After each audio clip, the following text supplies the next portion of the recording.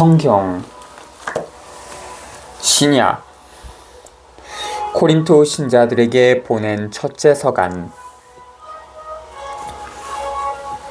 11장 전례 때에 여자들이 가져야 하는 자세. 나는 여러분을 칭찬합니다. 여러분이 모든 일에서 나를 기억하고 또 내가 전한 전통을 그대로 유지하고 있기 때문입니다. 그런데 모든 남자의 머리는 그리스도이시고 아내의 머리는 남편이며 그리스도의 머리는 하나님이시라는 사실을 여러분이 알기를 바랍니다. 어떠한 남자든지 머리에 무엇을 쓰고 기도하거나 예언하면 자기의 머리를 부끄럽게 하는 것입니다. 그러나 어떠한 여자든지 머리를 가리지 않고 기도하거나 예언하면 자기의 머리를 부끄럽게 하는 것입니다. 그러한 여자는 머리가 깎인 여자와 같습니다. 여자가 머리를 가리지 않으려면 아예 머리를 밀어버리십시오. 머리를 밀거나 깎는 것이 여자에게 부끄러운 일이라면 머리를 가리십시오. 남자는 하나님의 모상이며 영광이기 때문에 머리를 가려서는 안 됩니다. 여자는 남자의 영광입니다. 사실 남자가 여자에게서 나온 것이 아니라 여자가 남자에게서 나왔습니다. 또한 남자가 여자를 위하여 창조된 것이 아니라 여자가 남자를 위하여 창조되었습니다. 그러므로 여자는 천사들을 생각하여 그 머리에 권한의 표지를 지니고 있어야 합니다. 그러나 주님 안에서는 남자 없이 여자가 있을 수 없고 여자 없이 남자가 있을 수 없습니다. 여자가 남자에게서 나온 것과 마찬가지로 남자도 여자를 통하여 태어나기 때문입니다. 그러나 모든 것이 하나님에게서 나옵니다. 여러분 스스로 판단해 보십시오. 여자가 머리를 가리지 않고 하나님께 기도하는 것이 어울리는 일입니까? 이미 자연이 여러분에게 가르쳐주지 않았습니까? 남자가 긴 머리를 하고 다니면 자기에게 수치가 되지만 여자가 긴 머리를 하고 다니면 자기에게 영광이 된다는 것입니다. 여자는 노을 대신에 긴 머리를 받았기 때문입니다. 누가 논쟁을 벌이고 싶어 할지도 모르지만 우리에게는 그러한 관심이 없고 하나님의 교회에도 없습니다. 11장 2절부터 16절 바울은 여기에서 여성의 종속 상태를 말하기 위해 유다교 스승들의 남성 위주 논증을 이용하고 있다. 그렇지만 갑자기 바울은 그 논증이 여성과 남성의 똑같은 권리와 반대됨을 알아차리고 거꾸로 돌아서면서 자기가 이용한 논증이 별로 가치가 없음을 일깨운다. 바울은 남성과 여성이 다름을 강조하고자 한다. 남성은 남성다워야 하고 여성은 여성다워야 한다는 것이다. 남성이 머리를 길게 늘어뜨리는 것은 자연스럽지 못하지만 여성의 긴 머리는 보기에 좋다고 말한다. 바오로가 세운 공동체들은 가정집에서 모임을 가졌다. 그것은 부활하신 예수님을 믿는 신앙과 일상생활을 뗄 수 없게 결합시키기 위함이었다. 바오로는 또한 집안에서 전례를 거행하게 함으로써 여자들이 공동체 안에서 지도자로서 설 수 있는 길을 열어놨다. 그런 일은 그리스, 로마 세계에서는 물론 유다 세계에서도 상상할 수 없는 일이었다. 그것은 남자나 여자나 아무런 차별 없이 그리스도 예수님 안에서 모두 한 몸을 이루고 있다는 바오로의 신념에서 비롯된 것이었다. 그런 모양으로 창세기에 나오는 것처럼 남자와 여자가 동등하게 하나님의 모상이라는 원래 원칙을 되찾기 시작했다. 즉 바오로의 공동체들에서는 여자들도 남자들과 마찬가지로 기도를 하고 예언을 하고 지도자로서 앞장서 이끌어가는 봉사자 역할을 수행했다. 바오로의 공동체들에서 여자들이 머리에 쓴 보자기는 예언 능력과 특권을 나타내는 상징이었다. 여자들이 남자들과 동등한 권리와 자유를 누리고 있었다. 그래서 바오로는 여자가 남자에게서 창조되었지만 남자는 여자의 몸에서 태어난다는 점을 강조함으로써 남자와 여자 사이의 차별이 없음을 분명히 한다. 17절부터 34절 이 본문은 성찬에 관한 가장 오래된 증거로서 복음서들이 기록되기 10년 전인 56년에 기록되었다. 처음에 성찬례는 각 사람이 가지고 온 음식을 나누어 먹는 저녁 식사 다음에 거행되었다. 그런데 코린토에서는 문제가 일어났다. 저녁 식사를 하고 난 다음 성찬례를 거행할 때 사회계급과 여러가지 사고방식에 따라 분열이 일어났다. 많은 사람은 아마 일을 마치고 오느라고 늦게 참석했고 따라서 먹을 것이 아무것도 없었을 것이다. 그 결과 성찬례가 나눔의 증거가 되는 대신 자기를 뽐내는 장소로 변하고 인간 차별을 하는 온상으로 변했다. 이 상황은 과연 누가 참된 그리스도인인지를 가려낼 기회를 줬다. 이와 같은 상황에서 바오로는 성찬례가 제정되는 과정을 상기시킨다. 성찬은 모든 사람을 위해 생명, 피를 선물로 주시는 예수님의 죽음을 끊임없이 기념한다. 성찬례는 새로운 계약을 기념한다. 다시 말해서 경신례만이 아니라 생활 실천으로서 예수님의 행위에 참여하는 데서 태어나는 새로운 인류를 기념한다. 따라서 성찬례를 거행하는 공동체는 올 인류가 다시 하나가 되는 미래를 선포하고 예고한다. 처음 문제로 돌아가서 바오로는 공동체에게 자기 자신을 반성하라고 다그친다. 성찬을 거행한다고 하면서 가난한 사람들을 차별하고 따돌릴 때 성찬례를 거행한다는 것이 무슨 의미가 있을까? 앞에서 바오로는 성찬례에 참여함으로써 공동체는 오직 한 몸을 이룬다고 강조한 바 있다. 공동체가 그런 사실을 깨닫지 못한다면 그 공동체는 성찬례를 거행함으로써 오히려 자기 자신을 단죄할 것이다. 그리고 성찬례를 그 선행 조건과 실천적 결과, 즉 연대하고 나누는 일과 끊어지게 하고 말 것이다. 바오로는 두 가지 실천 방향을 내보이면서 끝맺는다.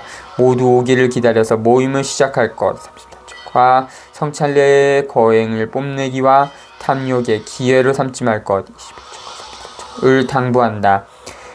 바오로는 처음서부터 성찬례가 우리 존재 자체와 우리가 가지고 있는 모든 것을 나누는 일임을 분명히 했다.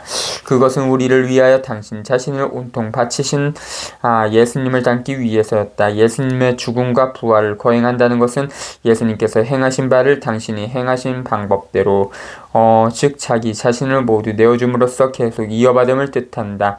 바오로는 성찬례가 모든 사람이 친교를 나누고 자기 모든 것을 내놓고 나누는 자리, 사회계급의 특권을 없애는 자리임을 보여준다. 형제와 나눔이 없이 성찬례를 거행하거나 그 전례에 참여하는 짓은 스스로를 단죄하는 짓이다. 성찬례를 거행하는 일은 예수님과 친교를 나눔과 동시에 다른 모든 사람과 친교를 나누는 일이다. 예수님과 친교를 나누는 일과 다른 모든 사람과 친교를 나누는 일을 따로 떼어놓을 수는 없다. 주님의 만찬 17. 이제 내가 지시하려는 문제와 관련해서는 여러분을 칭찬할 수가 없습니다. 여러분의 모임이 이익이 아니라 해를 끼치기 때문입니다. 우선 여러분이 교회 모임을 가질 때에 여러분 가운데에 분열이 있다는 말이 들리는데 나는 그것이 어느 정도 사실이라고 믿습니다. 하기야 여러분 가운데 분파도 있어야 참된 이들이 드러날 것입니다. 그렇지만 여러분이 한데 모여서 먹는 것은 주님의 만찬이 아닙니다. 그것을 먹을 때 저마다 먼저 자기 것으로 저녁 식사를 하기 때문에 어떤 이는 배가 고프고 어떤 이는 술에 취합니다. 여러분은 먹고 마실 집이 없다는 말입니까? 아니면 하나님의 교회를 업신여기고 가진 것 없는 이들을 부끄럽게 하려는 것입니까? 내가 여러분에게 무슨 말을 해야 하겠습니까? 여러분을 칭찬해야 하겠습니까? 이 점에서는 칭찬할 수가 없습니다. 사실 나는 주님에게서 받은 것을 여러분에게도 전해줬습니다. 곧 주 예수님께서는 잡히시던 날 밤에 빵을 들고 감사를 드리신 다음 그것을 떼어주시며 말씀하셨습니다. 이는 너희를 위한 내 몸이다. 너희는 나를 기억하여 이를 행하여라. 또 만찬을 드신 뒤에 같은 모양으로 잔을 들어 말씀하셨습니다. 이 잔은 내 피로 맺는 새 계약이다. 너희는 이 잔을 마실 때마다 나를 기억하여 이를 행하여라. 사실 주님께서 오실 때까지 여러분은 이 빵을 먹고 이 잔을 마실 적마다 주님의 죽음을 전하는 것입니다. 그러므로 무당하게 주님의 빵을 먹거나 그분의 잔을 마시는 자는 주님의 몸과 피에 죄를 짓게 됩니다. 그러니 각 사람은 자신을 돌이켜 보고 나서 이 빵을 먹고 이 잔을 마셔야 합니다. 주님의 몸을 분별 없이 먹고 마시는 자는 자신에 대한 심판을 먹고 마시는 것입니다. 그래서 여러분 가운데에 몸이 약한 사람과 병든 사람이 많고 또 이미 죽은 이들도 적지 않은 것입니다. 우리가 자신을 잘 분별하면 심판을 받지 않을 것입니다. 그러나 주님께서 우리를 심판하셔도 그것은 우리가 이 세상과 함께 단죄받지 않도록 우리를 교육하시는 것입니다. 그러므로 나의 형제 여러분, 여러분이 만찬을 먹으려고 모일 때에는 서로 기다려 주십시오. 34. 배가 고픈 사람은 집에서 미리 먹어 여러분의 모임이 심판받는 일이 없게 하십시오. 그 밖의 이것은 내가 가서 일러주겠습니다. 하나이신 성령과 여러 은사 12. 형제 여러분, 나는 여러분이 성령의 은사에 관해서도 알기를 바랍니다. 여러분이 이교인이었을 때에 말도 하지 못하는 우상들에게 이끌려 정신없이 휩쓸렸다는 것을 여러분은 알고 있습니다. 그래서 내가 여러분에게 일러듭니다. 하나님의 영에 힘입어 말하는 사람은 아무도 예수는 저주를 받아라 할 수 없고 성령에 힘입지 않고서는 아무도 예수님은 주님이시다 할 수 없습니다. 12장 1절부터 3절 고린도 신자들의 특은적 열정 안에는 이방인다운 요소가 들어있었다. 이방인들은 자기네 신비스러운 체험을 곁들여 놀랍고 몸 떨리는 초자연적인 현상을 키우고 자랑하기 위하여 보였다. 그런 행위는 정말 아편구실을 했다. 여기에서 바오로는 주의를 준다. 그런 모든 정열적인 현상은 하나님께로부터 나온 것이 아니라고 분명히 말한다. 그리스도인의 신비스러운 체험에서 과연 성령의 선물인가를 가려내기 위한 첫 번째 기준은 예수님을 주님으로 인정하고 있는가에 달려 있다. 서간 머리에서 바오로는 이미 고린토 공동체가 여러가지 특은을 가득받은 데 대하여 하나님께 감사를 드렸다. 이제 그는 이 문제를 3장에 걸쳐 다룬다. 이는 이 주제가 아주 중요함을 드러낸다. 바오로는 그리스도교 공동체가 헛된 우상에 사로잡힌 사회와 구별되어야 한다고 말한다.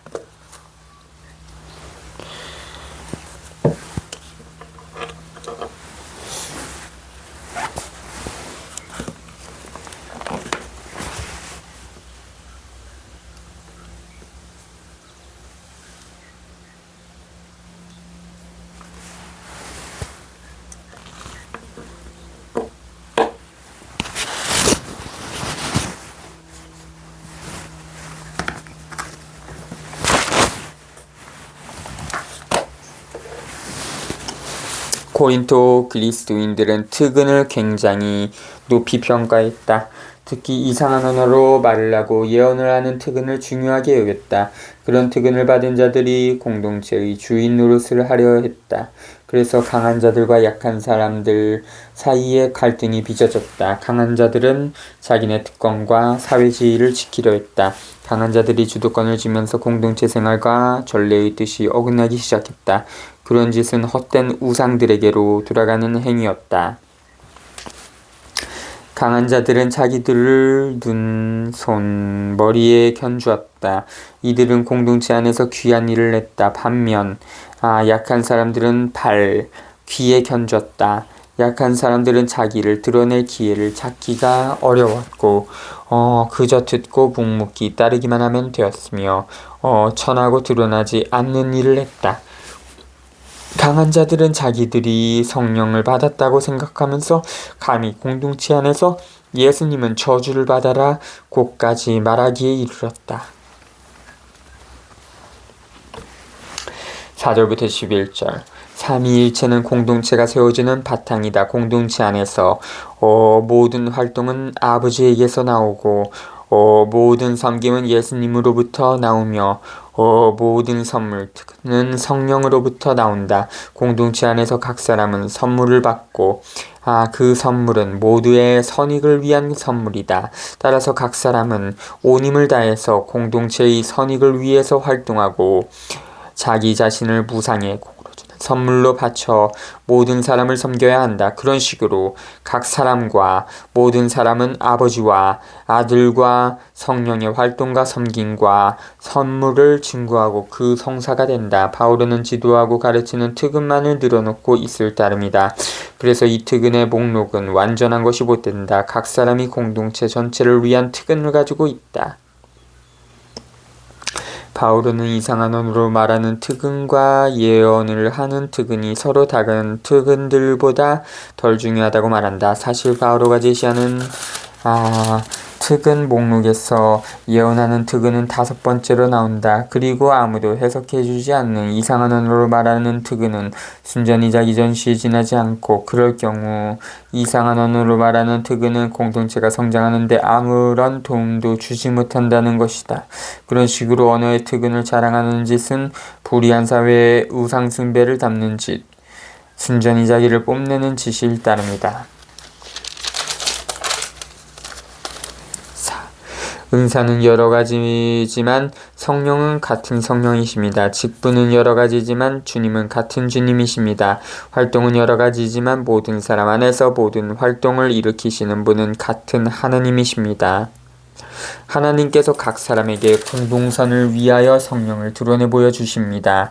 그리하여 어떤 이에게는 성령을 통하여 지혜의 말씀이, 어떤 이에게는 같은 성령에 따라 지식의 말씀이 주어집니다.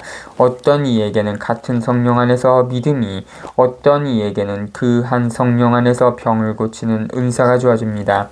어떤 이에게는 기적을 일으키는 은사가, 어떤 이에게는 예언을 하는 은사가, 어떤 이에게는 영들을 식별하는 은사가, 어떤 이에게는 여러 가지 신령한 언어를 말하는 은사가, 어떤 이에게는 신령한 언어를 해석하는 은사가 주어집니다. 이 모든 것을 한 분이신 같은 성령께서 일으키십니다. 그분께서는 당신이 원하시는 대로 각자에게 그것들을 따로따로 나누어 주십니다. 하나인 몸과 여러 지체. 몸은 하나이지만 많은 지체를 가지고 있고, 몸의 지체는 많지만 모두 한 몸인 것처럼 그리스도께서도 그러하십니다. 우리는 유다인이든 그리스도인이든 종이든 자유인이든 모두 한 성령 안에서 세례를 받아 한 몸이 되었습니다. 또 모두 한 성령을 받아 마셨습니다. 몸은 한 지체가 아니라 많은 지체로 되어 있습니다. 발이 나는 손이 아니니 몸에 속하지 않는다고 말한다 해서 몸에 속하지 않는 것이 아닙니다. 또 귀가 나는 눈이 아니니 몸에 속하지 않는다고 말한다고 해서 몸에 속하지 않는 것이 아닙니다. 온몸이 눈이라면 듣는 일은 어디에서 하겠습니까? 온몸이 듣는 것뿐이면 냄새에 맡는 일은 어디에서 하겠습니까? 사실은 하나님께서 당신이 원하시는 대로 각각의 지체들을 그 몸에 만들어 놓으셨습니다. 모두 한 지체로 되어 있다면 몸은 어디에 있겠습니까? 사실 지체는 많지만 몸은 하나입니다. 눈이 손에게 나는 네가 필요 없다 할 수도 없고, 또 머리가 두 발에게 나는 너희가 필요 없다 할 수도 없습니다. 몸의 지체 가운데에서 약하다고 여겨지는 것들이 오히려 더 요긴합니다. 우리는 몸의 지체 가운데에서 덜 소중하다고 생각하는 것들을 특별히 소중하게 감쌉니다. 또 우리의 점잖지 못한 지체들이 아주 점잖게 다뤄집니다. 그러나 우리의 점잖은 지체들은 그럴 필요가 없습니다.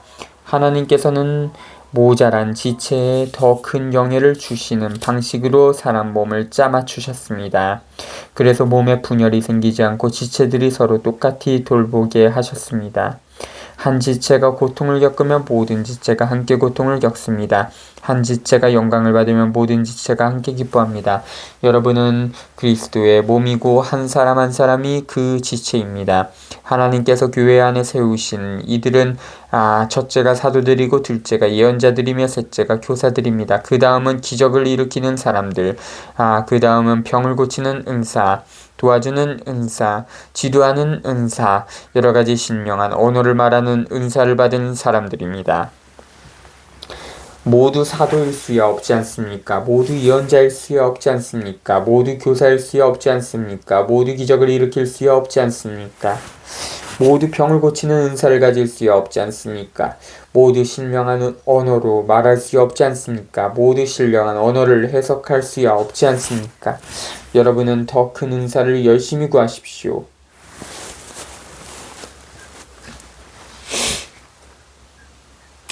사랑. 내가 이제 여러분에게 더욱 뛰어난 길을 보여주겠습니다.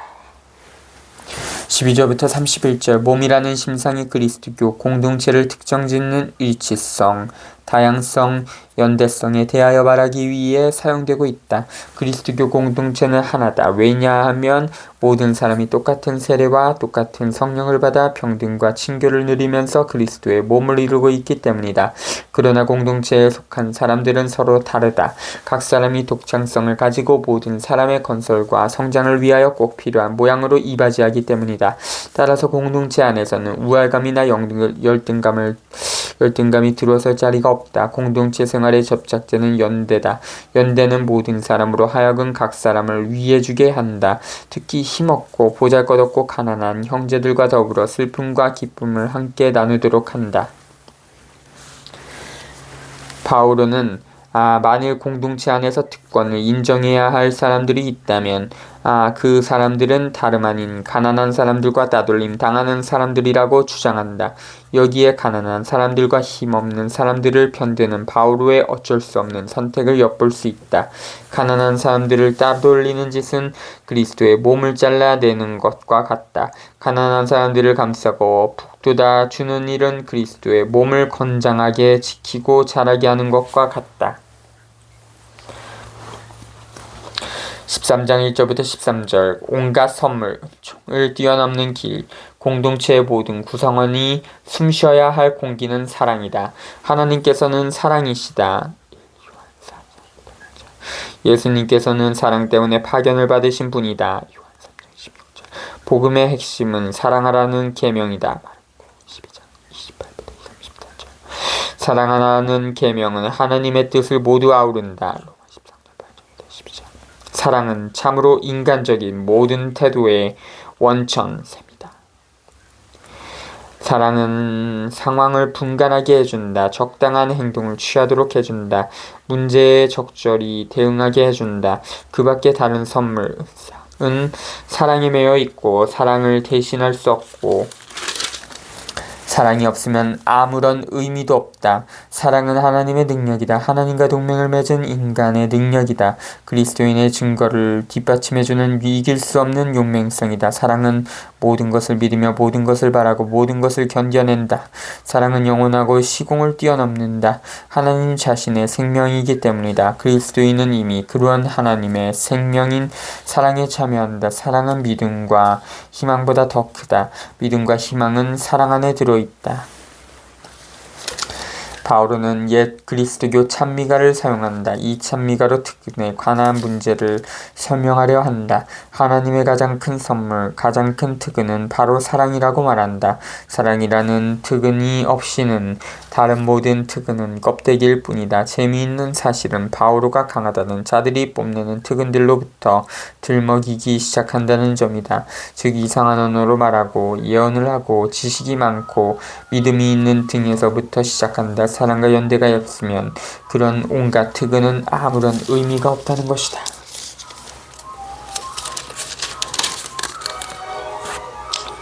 13. 내가 인간의 여러 언어와 천사의 언어로 말한다 하여도 나에게 사랑이 없으면 나는 요란한 징이나 쏘란한 꽹가리에 지나지 않습니다.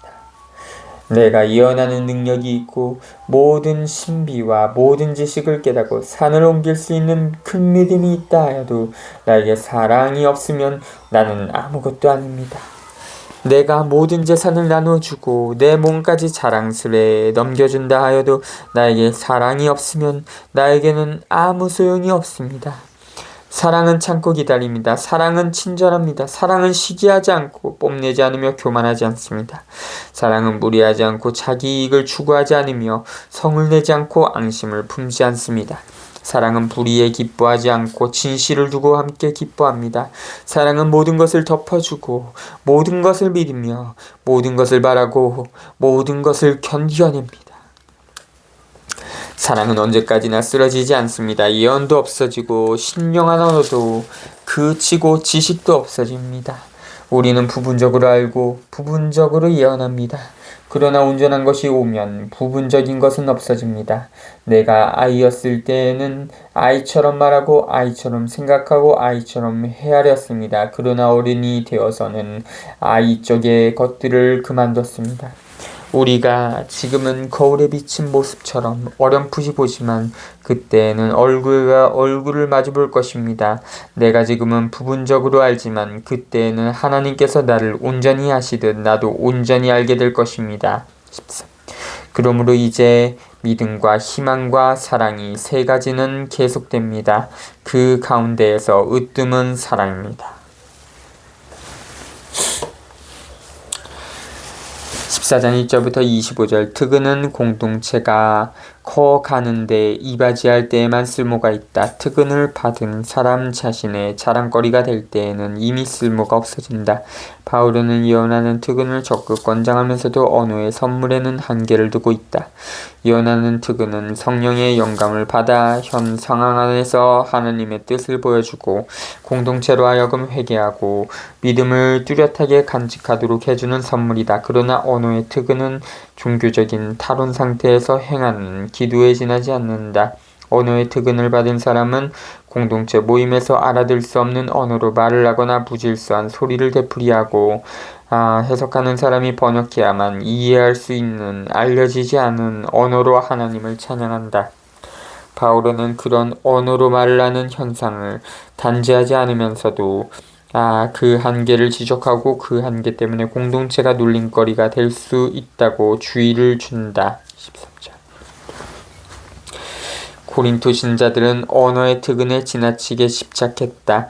알아들을 수 없는 소리를 신비스럽게 소리내는 것을 성령께 사로잡혔다는 가장 분명한 표시로 여겼다. 그리고 그런 특은을 받은 사람을 공동체 안에서 특별 대우하려 했다. 이에 바울은 예언의 특은과 언어의 특은을 견주며 예언의 특은이 공동체에 더 유익하다고 말한다. 또 다른 사람이 교회에 와서 이상한 언어를 들으면 거북하게 느끼겠지만 예언의 특은으로 하나님의 말씀을 전하면 죄를 뉘우치고 하나님을 믿게 되리라고 말한다.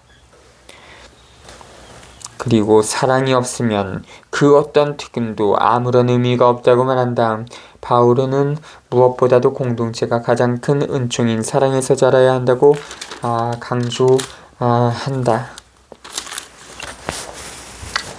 신령한 언어와 예언 14. 사랑을 추구하십시오. 그리고 성령의 은사, 특히 예언할 수 있는 은사를 열심히 구하십시오. 신령한 언어로 말하는 이는 사람들이 아니라 하나님께 말씀드립니다. 사람은 아무도 알아듣지 못하기 때문입니다. 그는 성령으로 신비를 말하는 것입니다. 그러나 예언하는 이는 사람들을 성장하게 하고 격려하고 위로하는 말을 합니다. 신령한 언어로 말하는 이는 자기를 성장하게 하지만 예언하는 이는 교회를 성장하게 합니다. 나는 여러분이 모두 신령한 언어로 말할 수 있기를 바랍니다. 그러나 그보다는 예언할 수 있기를 더 바랍니다. 누가 해석을 해주어 교회가 성장에 도움을 받는 경우가 아니면 예언하는 이가 신령한 언어로 말하는 이보다 더 훌륭합니다. 이제 형제 여러분, 내가 여러분에게 가서 신령한 언어로 말한다 한들 계시나 지식이나 예언이나 가르침을 주는 말을 하지 않으면 내가 여러분에게 무슨 소용이 있겠습니까? 마찬가지로 비리나 수금처럼 생명 없는 것들도 소리를 내지만 분명한 가락을 내지 않으면 비리로 불거나 수금으로 뜯는 곡을 사람들이 어떻게 알아들을 수 있겠습니까? 또 나팔이 확실하지 않은 소리를 내면 누구가 전투 준비를 하겠습니까? 이와 같이 여러분도 신령한 언어로 말할 때 분명하지 않은 말을 하면 그 말을 어떻게 알아들을 수 있겠습니까? 그것은 허공에 대고 말하는 셈입니다. 세상에는 물론 수많은 종류의 언어가 있지만 의미가 없는 언어는 하나도 없습니다.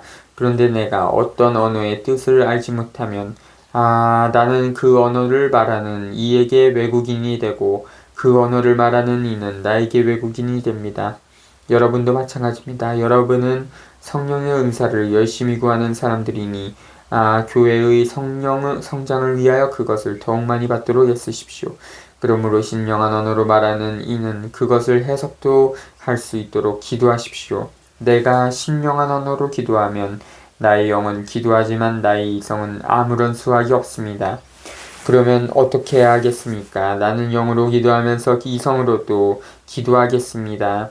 나는 영으로 찬양하면서 이성으로도 찬양하겠습니다. 그런데 그대가 영으로만 찬미하면 그대가 무슨 말을 하든지 알아듣지 못하는 초심자가 어떻게 그대의 감사, 기도에 아멘 하고 응답할 수 있겠습니까? 그대야 훌륭하게 감사를 드리지만 다른 사람은 성장에 도움을 받지 못합니다. 하나님께 감사하게도 나는 여러분 가운데 누구보다도 더 많이 신령한 언어로 말할 수 있습니다. 그러나 나는 교회에서 신령한 언어로 만 마디 말을 하기보다 다른 이들을 가르칠 수 있게 내 이성으로 5마디 말을 하고 싶습니다. 형제 여러분, 생각하는 데에는 어린아이가 되지 마십시오. 악에는 아이가 되고 생각하는 데에는 어른이 되십시오. 율법에 이렇게 기록되어 있습니다. 내가 또 다른 신령한 언어를 말하는 자들을 통하여 다른 나라 사람들의 입술을 통하여 이 백성에게 말할지라도 그들은 내 말을 귀담아 듣지 않으리라 하고 주님께서 말씀하신다. 이렇게 신령한 언어는 믿는 이들이 아니라 믿지 않는 이들을 위한 표징입니다. 그러나 예언은 믿지 않는 이들이 아니라 믿는 이들을 위한 표징입니다. 온 교회가 한자리에 모여 모두 신령한 언어로 말하는데 초신자들이나 믿지 않는 이들이 들어온다면 그들은 여러분을 미쳤다고 하지 않겠습니까? 그러나 모두 예언하는데 믿지 않는 이나 초심자가 들어온다면 그는 모든 이에게 질책을 받고 그 모든 이에게 심판을 받게 됩니다. 또 그 마음속에 숨겨진 것들이 드러납니다. 그러면 그는 얼굴을 바닥에 대고 엎드려 하나님께 절하면서 참으로 하나님께서 여러분 가운데에 계십니다 하고 선언할 것입니다. 전례의 질서와 통일성. 그러니 형제 여러분, 어떻게 해야 하겠습니까? 여러분이 함께 모일 때 저마다 할 일이 있어서 어떤 이는 찬양하고 어떤 이는 가르치고 어떤 이는 계시를 전하고 어떤 이는 신령한 언어를 말하고 어떤 이는 해석을 합니다. 이 모든 것이 교회의 성장에 도움이 되어야 합니다. 누가 신령한 언어로 말할 때에는 한 번에 2이나 많아야 3이서 차례로 하고 또 한 사람이 해석을 해야 합니다. 그러나 해석하는 이가 없으면 그들은 교회 안에서 잠자코 혼자서 하나님께만 말해야 합니다. 예언자들은 2이나 3이 말하고 다른 이들은 그것을 식별하십시오. 그러나 그곳에 앉은 다른 이에게 계시가 내리면 먼저 말하던 사람은 잠자코 있어야 합니다. 이렇게 여러분 모두 한 사람씩 예언할 수 있습니다. 그러면 모든 사람이 배우고 또 모든 사람이 격려를 받게 됩니다. 예언자의 영은 예언자에게 복종해야 합니다. 하나님은 무질서의 하나님이 아니라 평화의 하나님이시기 때문입니다. 성도들의 모든 교회에서처럼 여자들은 교회 안에서 잠자코 있어야 합니다. 그들에게는 말하는 것이 허락되어 있지 않습니다. 율법에서도 말하듯이 여자들은 순종해야 합니다. 배우고 싶은 것이 있으면 집에서 남편에게 물어보십시오. 여자가 교회에서 말하는 것은 부끄러운 일입니다. 하나님의 말씀이 여러분에게서 나오기라도 하였습니까? 아니면 하나님의 말씀이 여러분에게만 내리기라도 하였습니까?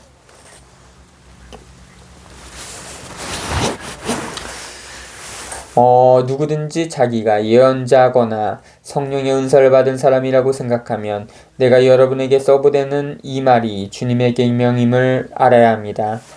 누구든지 이것을 인정하지 않으면 그 사람도 인정받지 못합니다.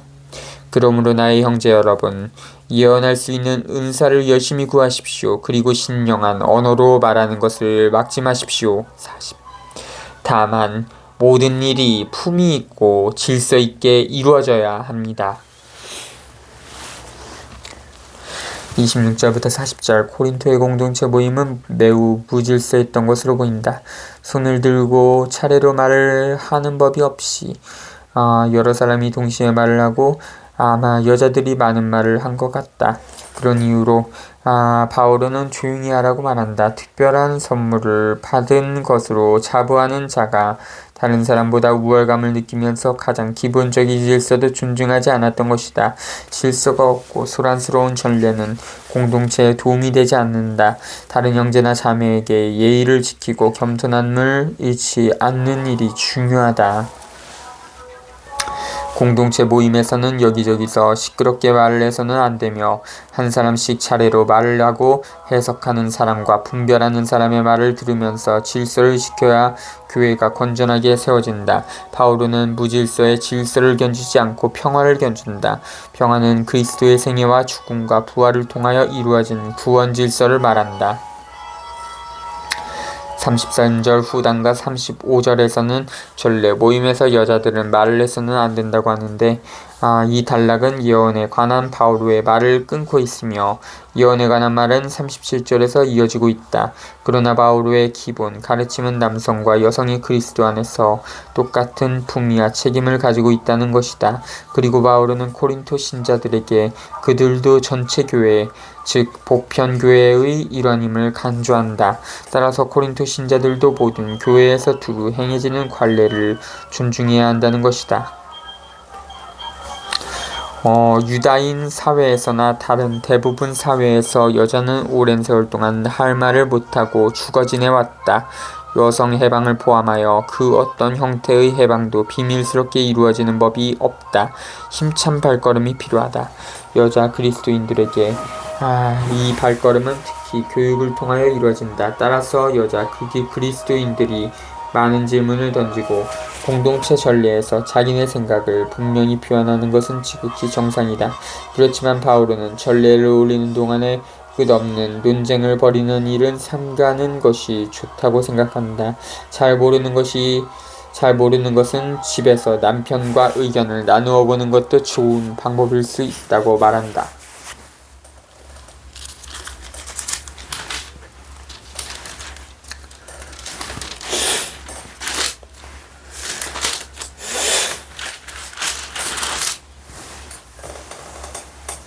자주